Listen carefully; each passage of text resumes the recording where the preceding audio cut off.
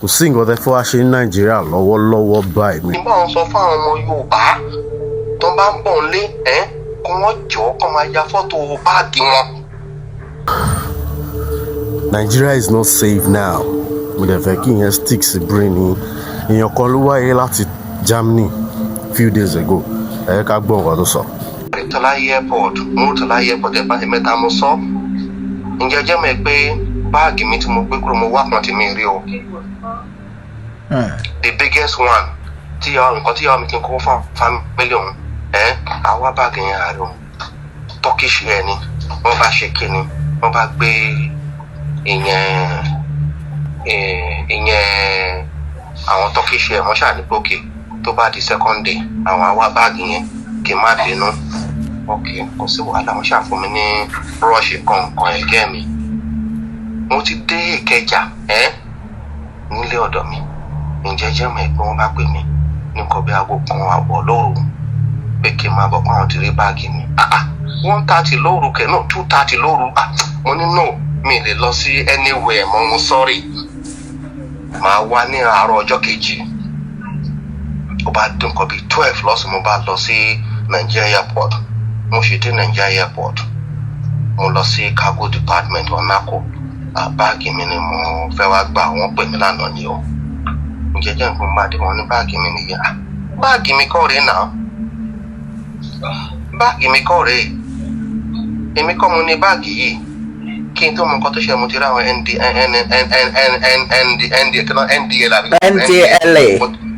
NDL mo ti rí custom mo ti rí mobile mo ti rí àwọn SS wọ́n ti sọ̀rọ̀ àdìmá kí ló dé mo ṣàgbọ́ tí yẹn dà pé kẹ́yìn wọ̀lá ẹ̀ wọ́n náà Bọ́bọ́lọ́lá ni Bọ́bọ́lọ́lá bàyí bàbá wọ̀lá ẹ̀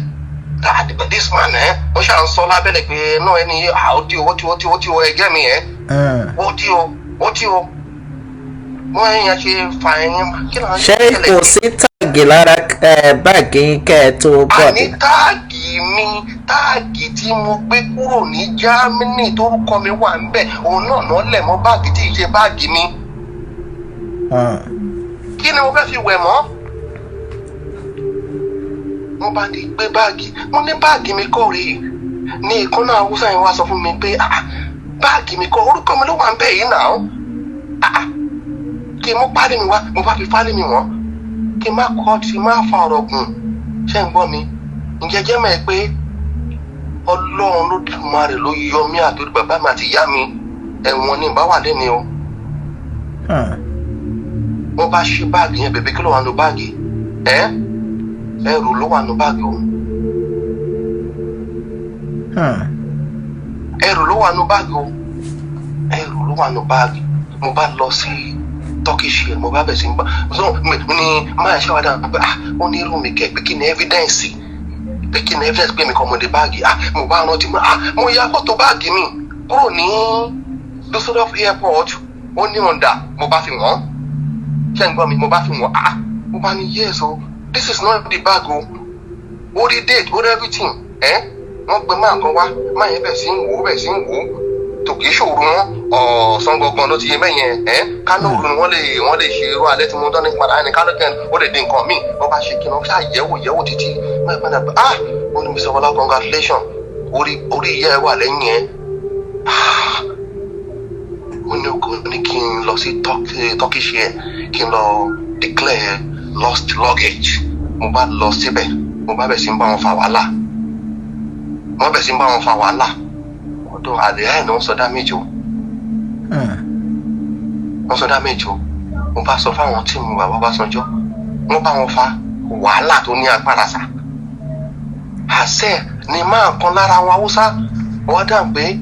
kí n bá wọn sọ fún torí ìyá àwọn Yorùbá ni ìyá àwọn tó bí àwọn Yorùbá ni pé kí n bá wọn sọ fún àwọn ọmọ Yorùbá tó bá ń bọ̀ nílé kí wọ́n kó máa ya fọ́tò báàgì wọn pé àìmọye èèyàn báyìí tó ti wà lẹ́wọ̀n àbí tó máa ní kó padà wá lóru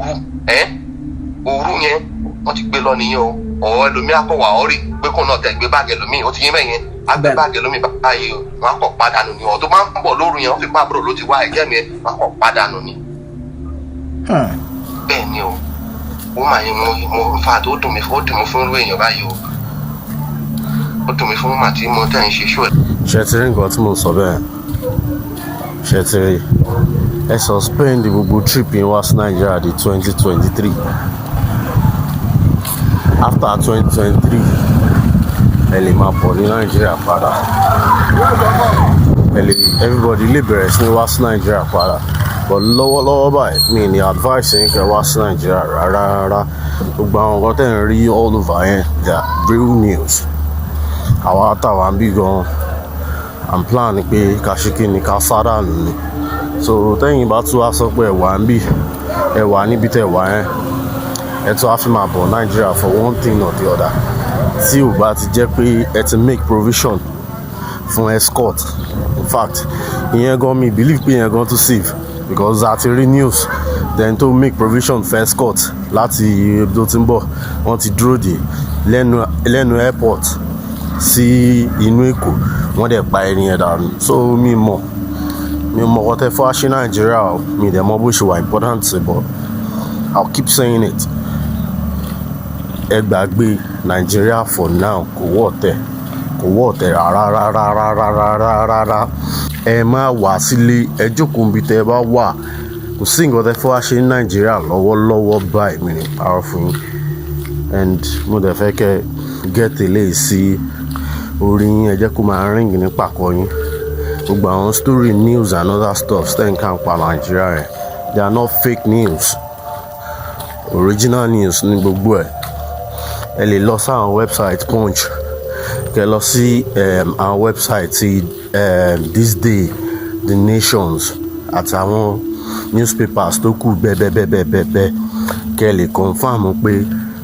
Nigeria is not safe now kò sí bí nǹkan tí ẹ̀ ń bọ̀ wá ṣe kò sí bó ṣe lè wà important tó ẹ skip ẹ̀ di 2023 so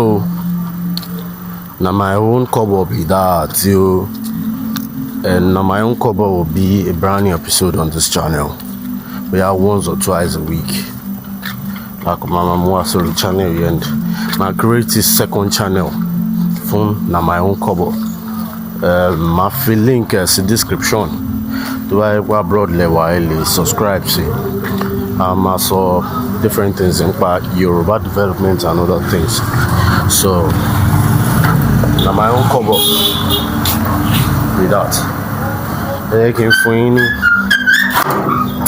àwọn nǹkan tí na my own cover will be all about na my own cover will be about celebrities and important personnel worldwide, our advice on and things that happen and our cotton shell worldwide. So I'll continue on my own cover my all about now. Until next time, I'm not gonna be allowed to like her. Double.